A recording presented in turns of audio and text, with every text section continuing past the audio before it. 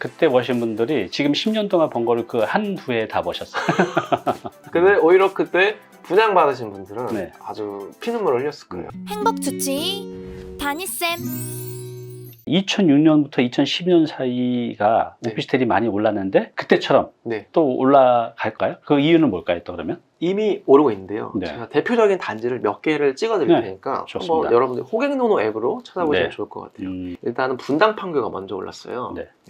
정자역에 있는 푸르지오시티, 네. 정자 푸르지오시티 3차 라든가 판교역에 있는 SK허브, 네. 아니면 판교역 푸르지오시티 그런 것들이 30% 가까이. 네. 그러니까 2억 5천 하던 게 3억 2천에 실거래가 되고 있습니다. 거기가 오르니까요. 네.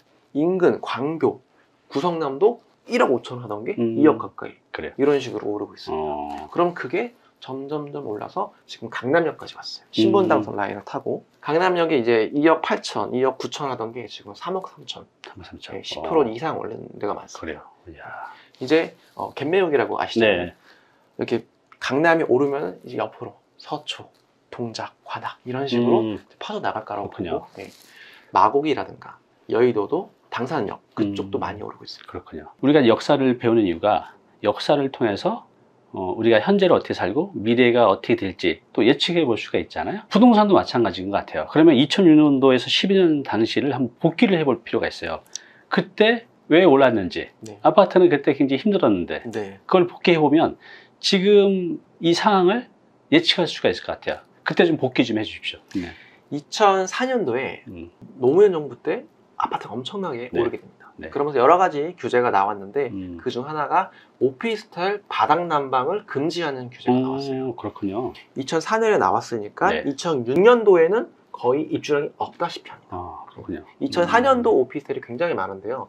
그때 많았던 이유는 몰아서 분양을 하느냐. 그래서 이렇게 많았는데 2006년도에 폭삭 주저앉으니까 그때부터 오피스텔이 상승하기 시작합니다. 네. 그런데 때마침 2008년도에 아파트가 꺾이기 시작해요. 네. 아파트가 주춤하니까 사람들이 어디 뭐 투자할 데 없나? 이렇게 찾기 시작하는 거예요. 그렇군요. 근데 보니까 오피스텔이 오르고 있더라. 자연스럽게 그렇게 간 거예요. 그때는 심지어 취득세 규제도 없었거든요. 네. 근데 오피스텔이 입주 물량이 줄어드니까 월세 수익률은 당연히 자연스럽게 좋아지고 네. 2008년도까지 이렇게 오르게 됩니다. 그러다가 2009년도쯤일까요? 아파트가 반등을 해요. 네. 그러니까 자연스럽게 오피스텔이 떨어집니다. 그렇죠. 예. 수요가 줄어서 몰리는 거죠. 예. 투자 수요가 아파트가 오를 것 같으니까 글로 갔다가 오피스텔로 가는 거예요. 예. 그랬다가 아파트가 완전히 폭삭 주저앉으니까 네. 입주 물량도 때마침 줄어들었어요. 그 이유는 서브프라임이 터지면서 네. 시행업이라든가 금융업이 위축이 되고 금리가 올라가다 보니까 더 이상 신축 공급이 힘들어진 거예요. 그래서 이렇게 오피스텔 입주 물량이 줄어드는 만큼 오르더라고요. 네. 그렇군요. 그러다가 이명박 정권이 들어서게 돼요.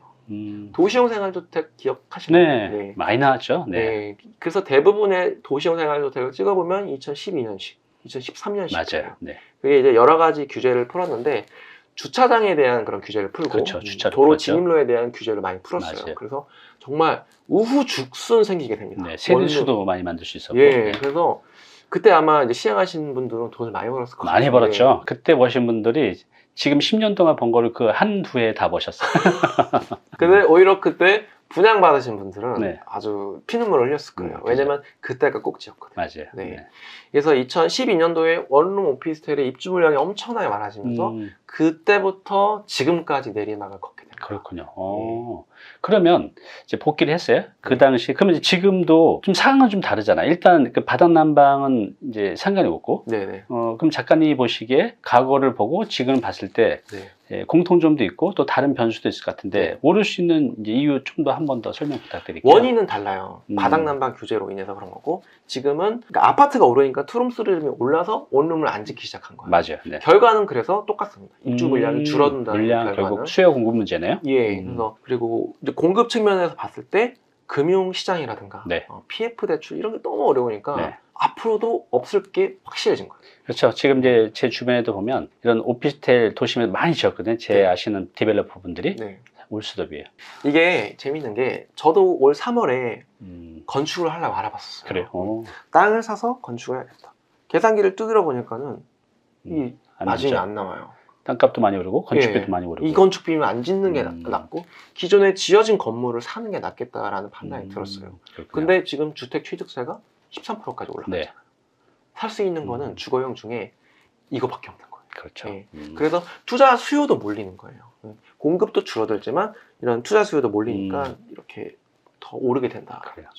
그럼 이제 우리가 부동산도 그렇고 주식도 그렇고 네. 들어갈 때 잘 들어가서 네. 나올 때 잘 나와야 되는데 네. 그러면 이제 우리가 과거를 복기를 해보면 네. 2006년, 4년 그 타임에도 아파트 가격 조정이 있을 때 오피스텔은 올라가고 또 아파트가 올라갈 시점에 오피스텔은 이제 돈이 안 몰리니까 풍선가처럼 네. 그 정도에 이제 멈췄단 말이죠. 네. 그러면 이제 오피스텔들 이렇게 갖고 있다가 가격 오르면 아파트 시장이 회복되는 타이밍에 작가님 어떻게 하실 건가요? 당연히 팔아야죠. 그죠? 네. 더 덧붙여서 말씀을 드리면 2004년도부터 제가 그 오피스텔 관련된 기사를 다 읽어봤어요. 그래요? 예. 오. 근데 굉장히 재밌는 게 2004년도만 해도 오피스텔 투자하면 안 돼. 이런 기사들이 많았는데 네. 오피스텔이 오르기 시작하니까 2011년도 그러니까 오피스텔 꼭지일 때 설문조사를 했는데 네. 부동산 투자자의 30%인가 35%가 내년에는 오피스텔에 투자하겠다. 그래요? 이런 설문이 있습니다. 2010년도 당시에? 예, 예. 그래요? 사실은 그러니까 모두가 안 살 때 투자를 해야 되는 거고 모두가 살려고 할 때 팔고 나와야 된다. 그 말이 맞네요. 지금도 아파트 기사를 찾아보면 음. 작년에는 모두가 오른다고 예측을 했더라고요. 네. 근데 지금은 반대가 됐잖아요. 그러니까 오피스텔이 안 오른다는 생각을 많이들 갖고 계신데 한번 그런 편견을 깨고 기본으로 돌아와서 검토를 해보셨으면 좋겠다라고 생각합니다. 그래요. 40채나 갖고 있으면 임차인 관리도 쉽지 않을 것 같은데 네. 어때요? 힘들지 않으세요? 아파트랑 비슷해요. 그래. 이렇게 관리사무소가 있고 전속 공인중개사라고 할까요? 네. 그런 분들이 있으니까 다 관리를 해주세요. 그래서 뭐 연락이 많이 와요. 뭐 현관등을 고쳐주세요. 도어락을 고쳐주세요. 그럴 때는 그냥 공인중개사한테 다 맡기면 됩니다. 그렇군요. 맡겨주시고 청구만 해달라. 또 50대 이상 분들은 첫 번째 생각하는 게 이거 관리 어떻게 하지? 라는 것들 원룸 네. 건물 다 건물주택이 원하는데 네. 관리 어떻게 하지? 이제 라고 하는데 요즘 이제 공인중개사 분들도 굉장히 전문직이기 때문에 잘 관리를 또 해줘요. 네. 맡기면 크게 신경 쓰지 않고 이제 하실 수가 있죠. 네. 제가 다가구를 가지고 있는데 네. 다가구는 관리 사무소가 없잖아요. 그렇죠. 제가 관리 사무소잖아요. 네. 제가 가서 음식물 쓰레기 다 버리고 분리수거하고 매일 밤 전화가 옵니다. 그래요. 30명의 임차인이 있는데 네. 한 달에 한 번씩 전화해요. 그러면 저한테 매일 전화 오는 거잖아요. 그래서 너무 다르더라고요. 얘는 한 채밖에 안 했는데 너무 힘들고 오피스텔은요 이미 지어졌을 때부터 잘 지어놓은 아파트랑 똑같다 보시면 돼요. 그렇죠. 전화가 안 와요. 일단 뭐 문제가 있으면 집주인한테 오기보다는 관리사무소에 먼저 전화를 하죠. 또 네. 거기서 대부분 이제 해결을 해주고 네. 뭐 환금성도 좋고 임차인들도 구하는 게 그렇게 어렵지는 않죠. 공실인 적은 없었어요? 35개, 40개가? 공실인 게 딱 하나 있는데 그래요. 지금 이제 그게 구성남 네. 거기 금빛 매종 아파트가 입주를 하고 있으니까 금액대가 비슷해 버려서 네. 전세 금액대가 제가 아신 분 이제 6채를 갖고 있는데 다 새로운 임차인이 구할 수도 있지만 네. 못 구할 수도 있잖아요. 그러니까 네. 그분이 그것 때문에 되게 그냥 스트레스 많았거든요. 세 가지 팁을 드리면 공인중개사 여러 군데 뿌리는 게 가장 좋습니다. 여러운데. 네. 한 군데만 뿌리면은 이제 보통 공동중개를 잘 안 하려고 하거든요. 그래서 많이 뿌리시는 게 좋고 네이버에 보면은 피터팬의 네. 직거래하는 카페가 있어요. 피터팬의 방구학인가? 네. 거기에 올리면은 내 지역 오피스텔 중개사가 아니더라도 네. 타 지역에서 연락이 와요. 내가 한번 중개를 해보겠다. 그렇군요. 직거래 위주인데 물론 당연히 복비를 드리긴 해야 되지만 근데 임차인들이 직접 연락 오는 경우도 있고요. 또 다른 방법은 단기 임대를 주는 거예요. 단기 임대. 네. 네. 근데 단기 임대가 제가 하는 서비스는 아니고 33M2라는 네. 서비스가 있어요. 그쪽에 올리게 되면은 단기 임대를 주려는 사람은 잘 없거든요. 네. 그러니까 바로바로 또 들어오더라고요. 단기 임대면 한 몇 개월 정도 되는 거예요? 최소 단위가 1주. 일주? 네. 일주도 있어요? 예, 근데 보통 4주나 2달 이렇게 들어오시더라고요. 그래요? 그럼 좀 더 비싸게 받나 이거는? 한 1.5배. 1.5배 정도. 그게 이제 시간을 쪼갠 거네. 결국은. 그렇죠. 또 미리미리 임차인들이 연락 오기 전에 한 3개월 전에는 네.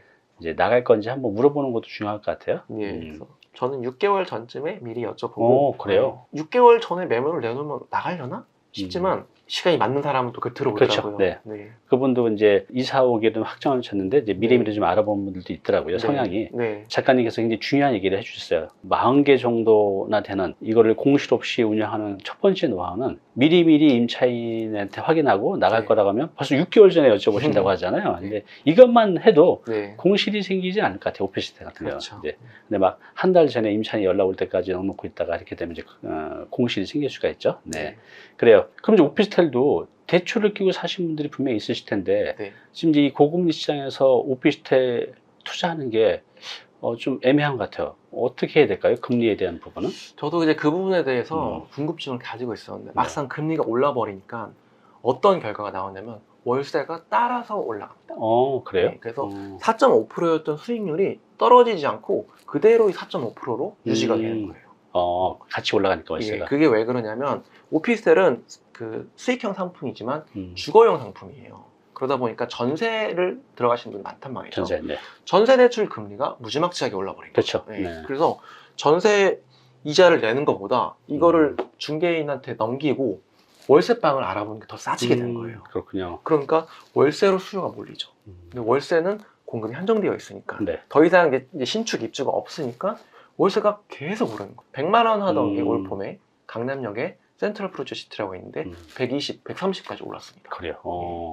그러니까 지금 이게 금리가 올라도 네. 오피스텔도 지금 따라서 네. 지금 전세 대출 금리가 높으니까 그걸 네. 이제 월세로 갈아타는 사람들이 네. 많아지고 네. 수요가 많다 보니 월세도 같이 올라가니까 네. 괜찮다라는 거네. 이 상태에서 금리가 내리면 어떻게 될까요? 따라 내리나요? 어때요? 보통 추세가? 공급이 없으니까 음. 한번 올라간 월세는 내려가지 않죠. 조정을 안 받는군요. 수익형 상품인데 월세가 오르면 매매가도 자연스럽게 오르는 거죠. 그럼 그때 가서 이제 대출을 지렛대로 삼은다고 하면 수익률을 확 올릴 수가 있겠네요. 그렇죠. 그렇군요. 그리고 제가 거래를 하면서 굉장히 놀랐던 게 음. 매도자분들이 대다수가 대출이 없었습니다. 그래요. 대출이 없는데 월세만 오르면은 수익률이 기하급수적으로 그렇죠. 높아지거든요. 그래서 그래요. 지금 쌀 때 사면은 나중에 월세가 오를 거라서 굉장히 좋은 것 같습니다. 그래요. 자, 그러면 제가 건보료를 엄청 내고 있거든요. 부동산 학교에서 막 두려운 게 건보료 또 지역 가입으로 또 네. 바뀔 수도 있고 네네. 직장의료 보험에서 네. 그래서 이제 이런 거 사는 분들이 이제 두려움이 결국 이제 건보료예요. 이게 하나가 아니라 막 이렇게 막 5채 10채 있으면 네. 작가님은 이 건보료 어떻게 하기로 하셨어요? 굉장히 많이 나올 것 같은데 노하우가 있나요? 일단은 이제 은퇴하신 분들의 가장 걱정이 직장이 없기 때문에 네. 직장 가입자를 유지하기가 힘들어요. 음, 지역 가입자는 재산에 비례해서 이렇게 건보료가 그쵸. 부과된단 말이죠. 네. 그러면 생각을 좀 바꿔서 직장을 내가 만들면 돼요. 그게 무슨 말이죠? 내가 1인 법인의 대표가 되는 거예요. 법인의 대표. 예. 네. 근데 문제는 법인이 결손 법인이 되면 안 되잖아요. 네.